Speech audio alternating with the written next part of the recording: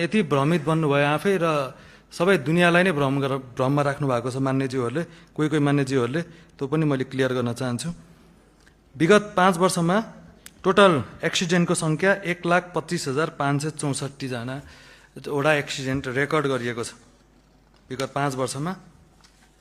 यो चाहिँ अब दुईटा क्याटेगोरीको एक्सिडेन्टहरू छ। एउटा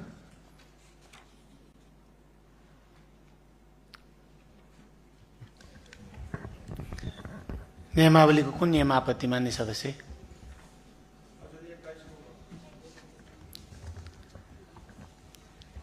मान्य सदस्य एकछिन मन्त्रीजीको सकिएपछि गरौँ। मान्य सदस्यले 1 मिनेटभित्र राखौँ। मान्य मान्छे एकैछिन।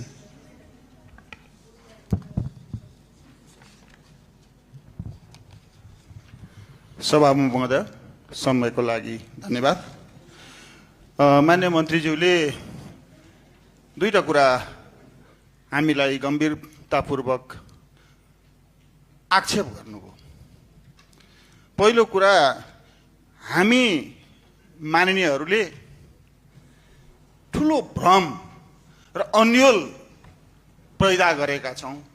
सभा महोदय, यो भ्रम र अन्यल जो हामीलाई लान्छित गरेर लगाइयो, हामीले त्यस्तो सिर्जना गर्यौँ भनेर, यो कुरा गलत हो। यस कुरालाई सच्याइ पाऊँ। दोस्रो कुरा, सभा महोदय, उहाँले 3 वर्षमा चाहिँ 1270 अर्ब रुपियाँ हामी बजारमा ल्याउँछौँ भन्नुभयो। अहिले त भर्खरै यहाँ 1 वर्षको आर्थिक वर्षको बजेट पारित भएको छ। कसरी यो 3 वर्षको कुरा उहाँले प्रक्षेपित गर्नुहुन्छ? धन्यवाद। मान्य मान्छे अगाडि बढौँ।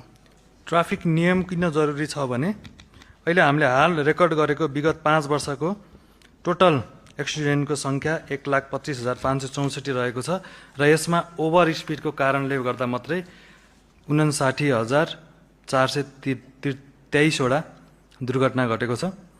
र केयरलेसनेस, गाडी चलाउँदा फेरि निदाएको केस होला, मोबाइल चलाएको केस होला, ध्यान भड्केको केस, त्यस्तो केसले गर्दा फेरि 35,145 वटा एक्सिडेन्ट भएको छ। यो ड्रिङ्क एन्ड ड्राइभ केसबाट चाहिँ 7,419 वटा यस्तो खालको एक्सिडेन्टहरू भएको छ। र लास्ट 5 वर्षमा रोड एक्सिडेन्टबाट मात्रै 12,452 जनाको ज्यान गएको छ। र यो हाम्रो अझै भर्खरै नारायणघाट बुटवल सडक र पोखरा मुगलिङ सडकमा त यति धेरै दुर्घटना भएको छ कि केही महिना अगाडि नै 3 जना साना बच्चाहरूले एउटा ओभर स्पिड गाडी ल्याएर उहाँहरूलाई चाहिँ त्यो कारणले गर्दाखेरि उहाँहरूको त्यो सानो बच्चाहरूको मृत्यु भएको घटना पनि थियो। यो सबै कारणले गर्दाखेरि अब हामीले धेरै सडकहरू अपग्रेड गर्दैछौँ। अहिले सुरक्षित सडक भइसकेका छैन र अहिलेको ट्राफिक जरिमानाहरू पनि वैज्ञानिक छैन। यसलाई वैज्ञानिकरण गर्ने क्रममा अब केही विषयहरू चाहिँ जुन मैले त अहिलेसम्म आफ्नो हातमा हेरेको त छैन कति छ जरिमाना भनेर, र मान्यज्यूहरूले प्रस्तुत चाहिँ गर्नुभएको त त्यस्तो होइन। उहाँहरूले प्रस्तुत गरे भन्दा फरक छ। हाल चर्चामा रहेको जरिवाना मिडियामा आए जस्तो ओभर स्पिडको 50,000 यो त्यो भनेर त्यस्तो खालको कुराहरू आएको छ, त्यस्तो खालको छैन। हामीले चाहिँ व्यवस्था अहिलेको अबको व्यवस्था चाहिँ कस्तो गर्न खोजेको छौँ भने रेन्ज भनेको स्पिडको इन्टेन्सिटी र रिपिटेसन। उदाहरण दिन्छु मैले ओभर स्पिडकै भनेको एउटा कुनै ठाउँमा 40 अथवा 30 किलोमिटर लिमिट राखेको छ भने, स्पिड लिमिट राखेको छ भने 35 अथवा 40 को स्पिडमा उसले ओभर स्पिडको कसुर पऱ्यो भने उसलाई 500 जरिमाना लाग्न सक्छ र त्यही ठाउँमा 100 को स्पिडमा आयो भने 5,000 लाग्न सक्छ। र यही कुरा पटक पटक रिपिट गरिराख्यो, एउटै 100 को इन्टेन्सिटी 4 चोटि 5 चोटि रिपिट गरिराख्यो भने 50,000सम्म पुग्न सक्छ। र 30-40 को इन्टेन्सिटी रिपिट गरिराख्यो भने उसको 5,000सम्म पुग्न सक्छ। त्यही भएर स्पिड र स्पिड इन्टेन्सिटी र रिपिटेसनको आधारमा हामीले जरिमानाको व्यवस्था गर्छौँ। त्यो भनेको 500 देखि 50,000सम्म पनि लाग्न सक्छ। त्यसपछि पनि अझै गल्ती गर्नुभयो भने लाइसेन्स रद्द हुने खालको व्यवस्था हुनसक्छ। र अर्को एउटा बुदाहरू पनि हामीले थप्नेछौँ जसमा हामीले जरिमाना रकम श्रम भुक्तानीद्वारा परिपूर्त पनि गर्न सकिने गरी विधेयकमा आउनेछ। त्यो पनि हामीले तयारी गरिरहेको छौँ र हाल हाम्रै यहाँ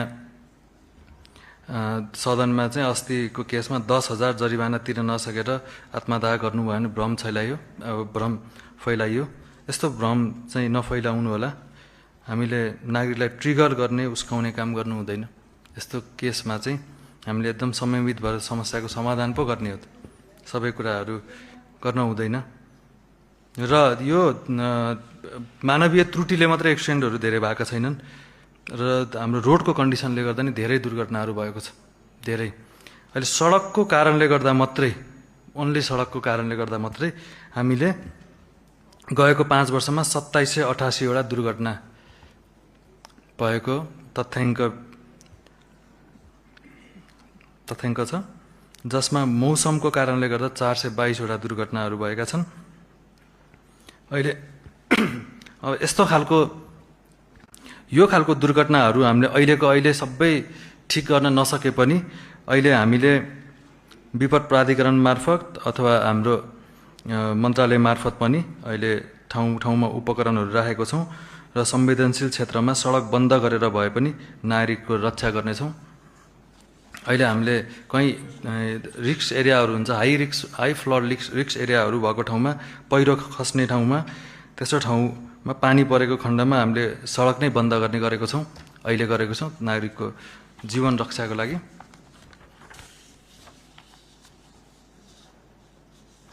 र यस्तै खालको यही केसलाई सम्बोधन गर्नको लागि नै हामीले अहिले पालिका केन्द्र र जिल्ला केन्द्रसम्मको सम्पूर्ण सडकहरूलाई चाहिँ 2 लेनमा विस्तार गर्नेछौँ भनेर बजेटमा घोषणा गरेको कारण पनि यही हो। किनभने हामीले बजेट मागको आधारमा गरेको छैनौँ, हामीले डेटा र मागको आधारमा गरेको छौँ।